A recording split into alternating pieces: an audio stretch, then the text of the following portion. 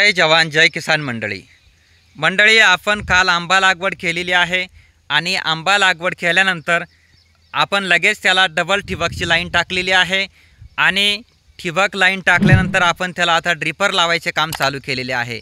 मंडळी मागच्या वर्षी सप्टेंबर 2023ला आपण आंबा लागवड केली तेव्हा सिंगल ठिबक लाईन टाकलेली होती, त्यामुळे काही ड्रिपर बंद झाले आणि आपल्या झाडांना पाणी पोहोचू शकले नाही आणि आपले काही झाडं वाळून गेली आणि पाण्याची देखील कमतरता होती।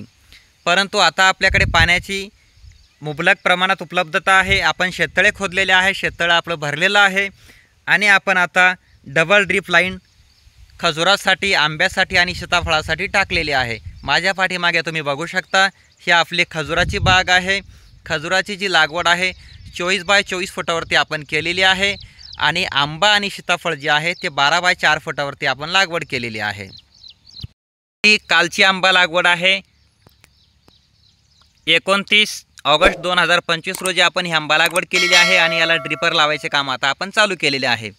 हे बघू शकता डबल ठिबक लाईन टाकलेली आहे आणि डबल ड्रिपर आपण त्याला लावलेले आहे। हे आपले ड्रिपर लावायचे काम सध्या चालू आहे। मंडळी, फळबागेमध्ये डबल ड्रिप लाईन टाकणे खूप महत्त्वाचे असते, कारण एखादं ड्रिप बंद जरी झालं तरी दुसरं ड्रिप चालू राहतं आणि त्यामुळे आपल्या झाडांना काही नुकसान होत नाही। हे बघू शकता हे आपली खजूर लागवड आहे।